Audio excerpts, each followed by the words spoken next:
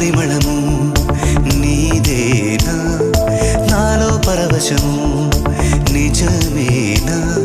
బొండు మల్లి పువ్వు కన్నా తేలికగు నీ సోకు రెండు కళ్ళు మూసుకున్నా లాగు మరి నీ వైపు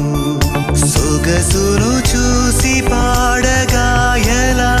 కనులకు మాట రాదుగా అలా వింతల్లోనూ కొత్త వింత నువ్వేనా ఆ అందం అంటే అచ్చంగాను నువ్వే